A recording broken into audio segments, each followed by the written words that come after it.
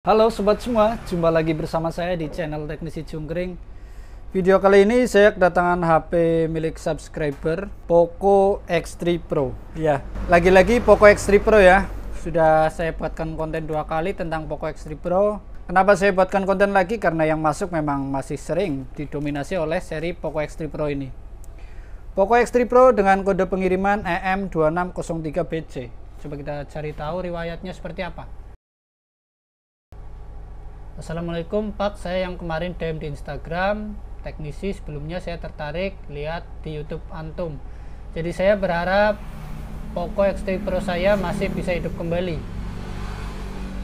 Yang ngirim sebuah foto, sepertinya IC CPU-nya udah terbuka.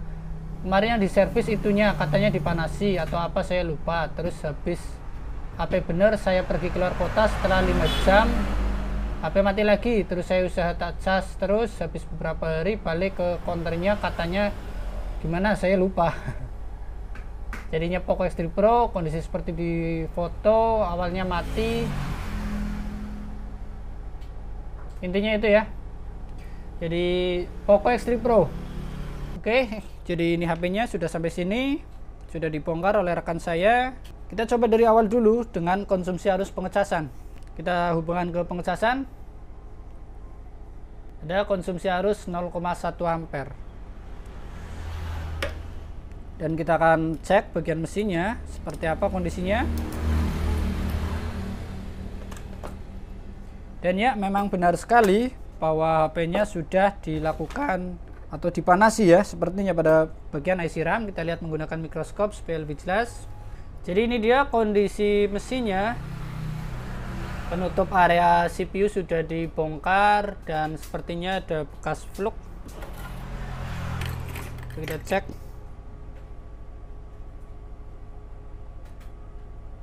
Ya, ini sepertinya fluk atau rosin, saya tidak tahu ya. Yang jelas bukan lem, karena lem HP Poco X3 Pro ini warnanya hitam, bukan seperti ini. Jadi kemungkinan besar memang sudah pernah dipanasi. Untuk IC RAM-nya K3UH6H6, ini artinya RAM 6GB. Kemudian untuk UFS-nya biasanya itu 128. Kita cek. KLUD ya, kode IC UFS-nya adalah KLUD. KLUD ini kapasitasnya 128GB. Kalau KLUE, kalau di sini hurufnya E, itu 256GB. Kalau KLUF itu 512GB. Jadi kalau Samsung kita bisa baca dari namanya ya. KLUD ini 128GB. IC RAM sudah dipanasi, kita cek seperti apa konsumsi arusnya. Kita hubungkan ke power supply seperti ini. Tidak ada konsumsi arus ya, artinya tidak ada short sebelum on. Kita hubungkan, ini adalah power dan ground, kita hubungkan dengan pinset. Ada konsumsi arus gantung mendekati 0,2 ampere ya. Jadi ini tidak kita tekan, dia gantung di 0,2 ampere. 0,2 ampere artinya ini IC cas bekerja, IC power bekerja, IC CPU bekerja, namun tidak bisa membaca data di UFS. Ada berapa penyebab ya kalau konsumsi arus seperti itu ya. Biasanya kasus-kasus di lapangan itu yang pertama adalah data di UFS rusak, yang kedua UFS-nya rusak, yang ketiga adalah koneksi IC CPU-nya yang buruk. Untuk di kasus Poco X3 Pro ini ya paling sering adalah koneksi IC-nya yang buruk, seperti video-video sebelumnya ya. Jadi ini tanpa analisa lebih lanjut, kita akan lakukan pengangkatan terhadap IC. Kita akan buang kaleng penutup IC, kita gunakan bor mini, kita potong kaleng. Bentuknya seperti ini ya. Dan kita lanjutkan menggunakan tang potong. Kita akan buang kaleng menggunakan tang potong. Ini dia kondisi setelah kita singkirkan kaleng ya di sini ya. Tujuannya adalah supaya nanti kita bisa melakukan pencongkelan IC. Dari sini ya. Ini nanti akan kita congkel. Sebelum kita lanjutkan, kita akan tutup bagian UFS. Kita tutupi IC UFS ya. Kita gunakan lakban anti panas. Kita gunakan lakban anti panas 2 lapis ya.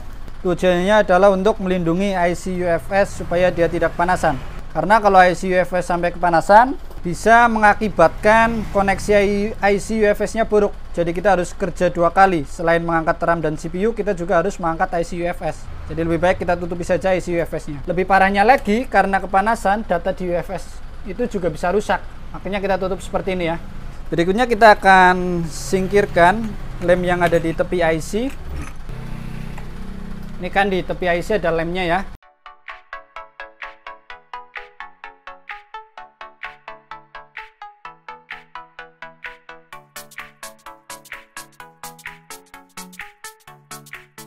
Ini dia lem yang mengelilingi IC sudah kita singkirkan. Kemudian saya ingin sedikit mengomentari ya terkait IC yang dipanasi.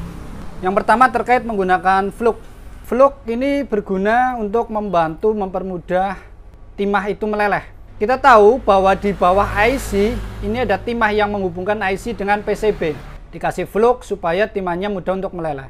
Tapi ini kan kondisinya ada lemnya ini, full lem muter. Jadi flux ini tidak bisa masuk ke timah karena terhalang oleh lem IC ini. Ini di bawahnya, di bawah IC ini ada lemnya muter. Flux itu nggak bisa masuk ke timah. Jadi saya rasa untuk kondisi seperti ini, entah itu pelepasan IC atau pemanasan IC itu tidak perlu menggunakan flux. Karena akan percuma, fluxnya tidak bisa masuk ke timah, terhalang oleh lem. Jadi tidak perlu menggunakan flux ya. Itu yang pertama. Yang kedua yang ingin saya sampaikan terkait IC yang dipanasi. Jika IC-nya itu tidak dilem, ya, IC-nya tidak ada lemnya, kan ada IC yang dipasang tanpa lem ya. Dipanasi itu silahkan, masuk akal ya. Kenapa? Karena ada koneksi yang buruk ketika dipanasi, timahnya kembali meleleh dan koneksinya kembali bagus. Tetapi untuk kasus IC yang dilem seperti ini, menurut saya itu jangan dipanasi. Alasan yang pertama adalah yang dilem seperti ini dipanasi, khawatirnya adalah lemnya memuai. Ketika lem memuai justru koneksinya akan semakin buruk. Itu alasan yang pertama. Alasan yang kedua adalah bisa merusak IC. Kalau dia overheat, IC-nya rusak. Yang awalnya adalah rusak koneksi, karena dipanasi bisa menyebabkan rusak IC. Yang ketiga, ketika dia bisa menyala karena dipanasi IC-nya, saya rasa itu juga nggak bakalan awet. Terbukti ini ya, katanya udah masuk counter, dipanasi dia bisa nyala, nggak sampai 5 jam dia udah mati lagi. Maka saya tarik kesimpulan untuk IC yang dilem tidak usah dipanasi. Karena itu bisa menambah parah, bisa merusak IC. Sekalipun dia bisa nyala, dia nggak bakalan awet. Jadi menurut saya kalau yang dilem tidak direkomendasikan untuk dipanasi IC-nya. Oke, kita lanjutkan. Kita akan lakukan pencongkelan terhadap IC ya. Ini adalah IC yang ditumpuk, di atas adalah IC RAM, di bawah adalah IC CPU. Kita singkirkan mikroskop supaya saya lebih leluasa dalam melakukan pencongkelan. Karena pencongkelan IC ini sangat menentukan hasil akhirnya ya. Jadi kita putuskan tidak menggunakan mikroskop, kita setting blower 380,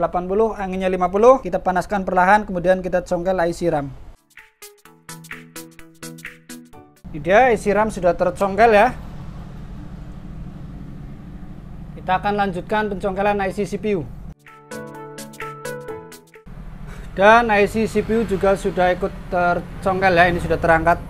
Ini adalah IC CPU, punggung IC CPU adalah bentuknya seperti ini, dan ini adalah IC RAM. Dia menempel di punggung IC CPU. Kita singkirkan kedua IC, kita akan lanjutkan pembersihan terhadap PCB. Ini masih ada sisa lem. Kali ini kita gunakan blower, settingan panasnya kita turunkan menjadi 230 dan anginnya 110. Kita kasih flux. Siapkan solder, akan kita bersihkan menggunakan solder.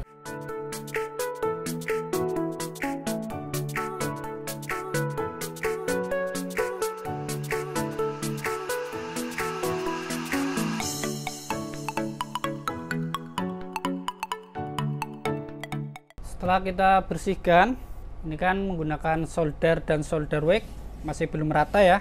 Kita ulangi menggunakan blower.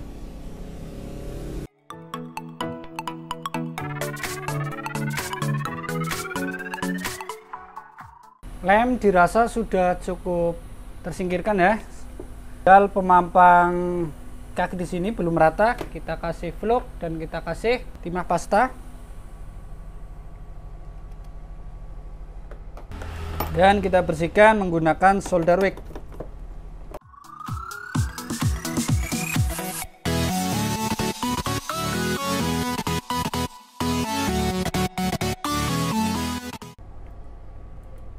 Ini dia penampang kaki-kakinya sudah rata ya. Masih kotor, ini tinggal dibersihkan menggunakan alkohol dan cotton bed. Ini kita serahkan ke rekan saya. Kita lanjut dengan pembersihan IC.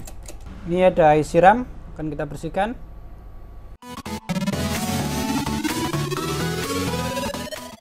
Untuk IC RAM ini sudah bersih dari lem ya. Kita tinggal kasih fluk. Dan kita siapkan solder wick kembali. Kasih sedikit timah pasta.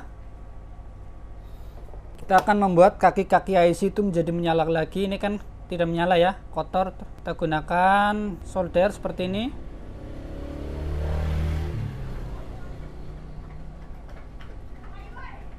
Jangan terlalu ditekan.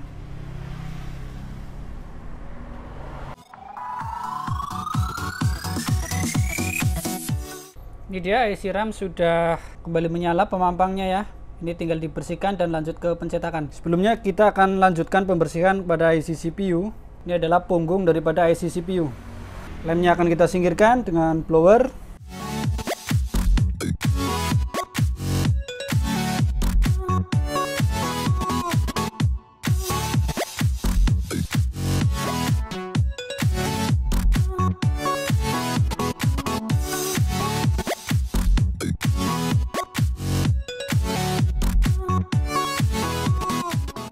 Nampang IC CPU ini sudah rata ya, bersih dari lem dan sisa timah. Ini tinggal dibersihkan menggunakan alkohol dan cotton bed. Ini saya serahkan ke rekan saya. Kita akan lanjutkan dengan proses pencetakan IC. Kita mulai dengan IC RAM. Jangan sampai ada sisa lem yang mengganggu, sekalipun itu sedikit ya. Kita bersihkan semuanya.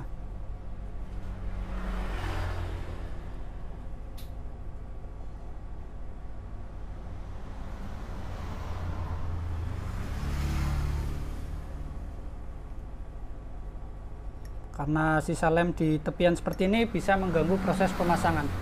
Ini sudah bersih, sudah siap untuk kita lakukan pencetakan ulang. Kita letakkan IC di atas RAM seperti ini.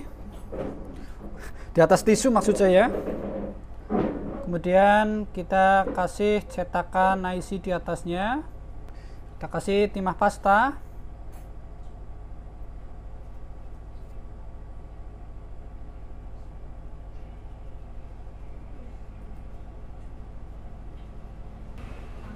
Panaskan menggunakan blower, settingan panas 380, anginnya 50. Panaskan, perlahan muter.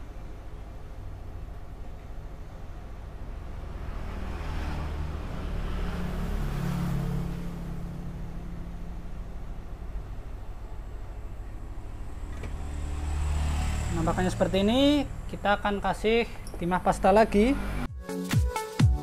Kita panaskan sekali lagi ya setelah kita tambahkan timah pasta. Seperti ini penampakannya, kita ratakan menggunakan pisau. Lihat rata ya. Kita kasih fluk.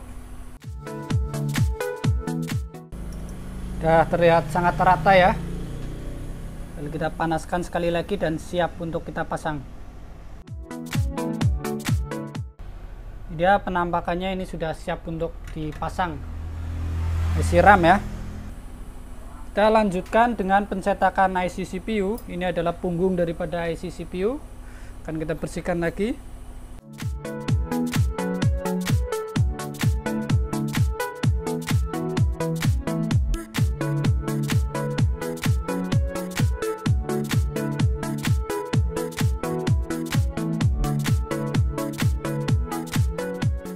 Ini dia IC CPU sudah kita cetak ulang ya. Ini siap untuk kita pasang.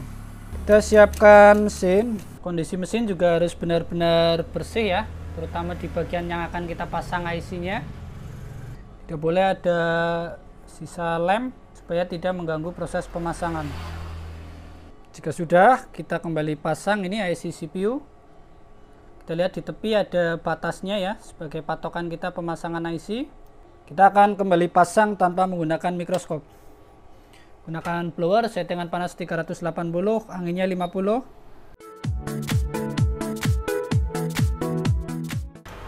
Pemasangan IC CPU sudah cukup, lanjut kita bersihkan. Kita dinginkan maksud saya. Kita gunakan kipas pendingin ya. Ini belum kita pasang IC RAM.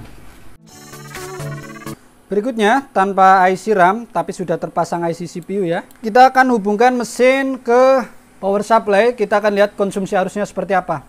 Kita hubungkan mesin ke power supply seperti ini. Kita tekan tombol power. Ada konsumsi arus naik melebihi 0,2, kemudian turun dan kembali naik, hanya seperti itu terus, dan diikuti LED berkedip. Ya, kita lihat ini LED-nya berkedip. Dan konsumsi arusnya adalah naik melewati 0,2 kemudian turun dan terus seperti itu. Ketika kita lepas dia turun ya, jadi dia tidak gantung lagi. Kita kembali pasang ini penutup UFS.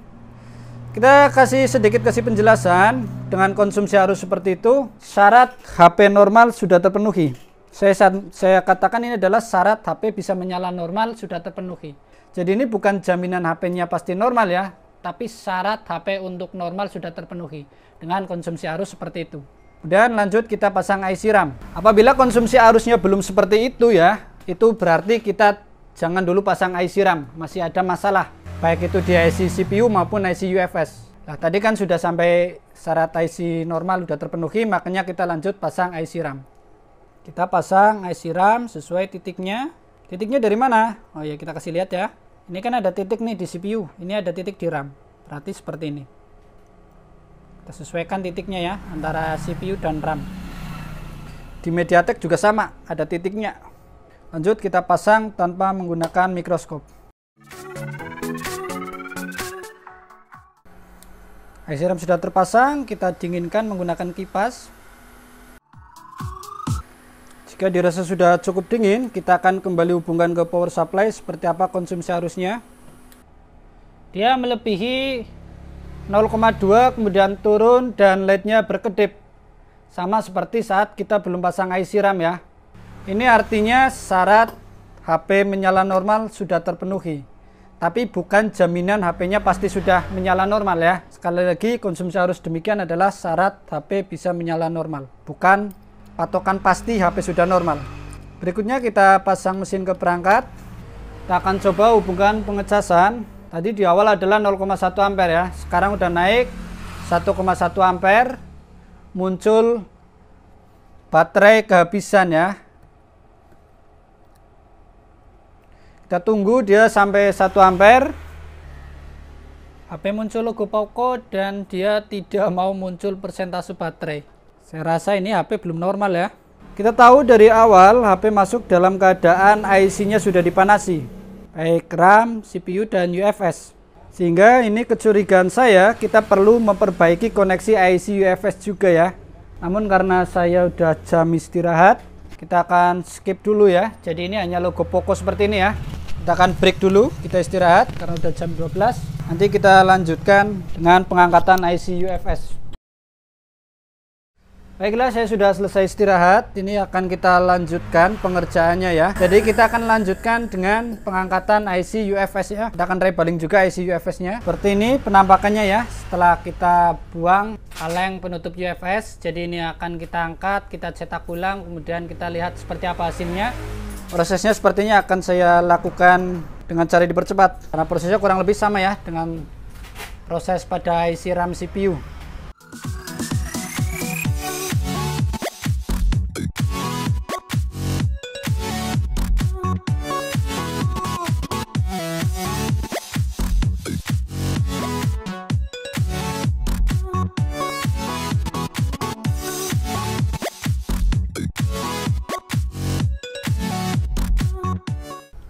Rebaling IC UFS sudah selesai saya lakukan, tinggal saya dinginkan.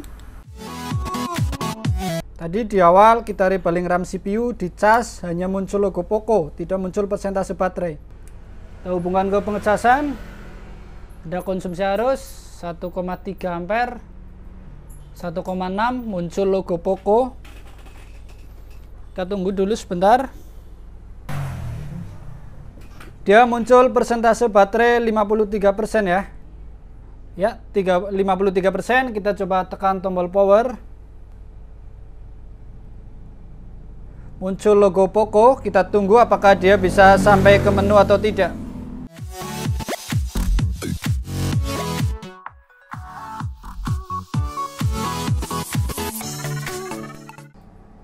Ini dia HP-nya sudah sampai ke menu, kita buka, polanya sudah dikasih tahu.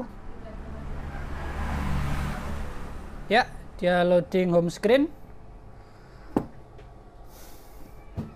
Muncul aplikasi. Kita cek ini pengaturan dulu. Ada tulisan apa? Teknologi Mimikry. Kenapa ada tulisan kayak gini ya?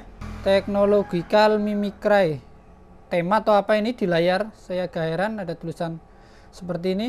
Untuk spesifikasinya ini menggunakan RAM 6GB, kemudian internalnya 128 GB. Saya agak heran ada tulisan Technological Mimikry di tengah layar. Coba kita ganti tema terlebih dahulu. Kita lihat di sini kalau kita scroll ada tulisan Technological Mimikry. Kita coba ganti tema default. Poco terapkan. Kita tunggu dulu. Tema berhasil diterapkan. Kita tarik, sudah tidak ada tulisannya. Berarti memang tadi efek dari tema muncul tulisan Technological Mimikry. Ini sudah bisa menyala normal dengan kita lakukan perbaikan pada RAM, CPU, dan UFS ya. Jadi ini kita angkat lagi IC RAM dan IC CPU, kemudian IC UFS. Biasanya saya memperbaiki itu cukup rebaling IC RAM dan CPU ya. Tapi kali ini kita perlu rebaling IC UFS. Karena sebelumnya juga kita tahu bahwa IC-nya sudah dipanasi semuanya, termasuk IC UFS. Alhamdulillah ini sudah normal. Kita coba rangkai, dipercepat sambil kita cek semua fungsi. Video ini akan saya percepat. Saya hubungkan semua konektor kamera, kemudian saya tes semua fungsi.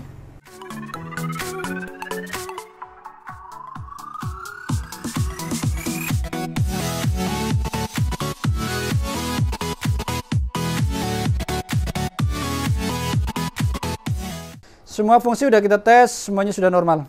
Tinggal nanti ini kita buka lagi, kita rapikan mesinnya, kita bersihkan, kemudian kita kasih thermal pad, kita kasih thermal pasta, kita rapikan, kita lakukan pengiriman balik ke siapa namanya, saya nggak tahu ini ya pengirimnya. Jadi seperti itulah saya memperbaiki Poco X3 Pro. Biasanya itu cukup rebaling RAM CPU ya untuk HP-HP yang masih segel. Tapi kali ini kita rebaling RAM CPU masih tidak mempan, kita harus rebaling UFS.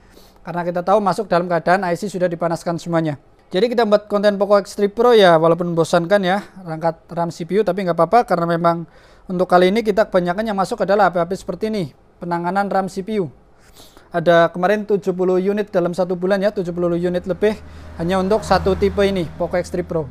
Baiklah, semoga video ini bermanfaat. Kita jumpa lagi di video berikutnya. Salam solder panas, mantap.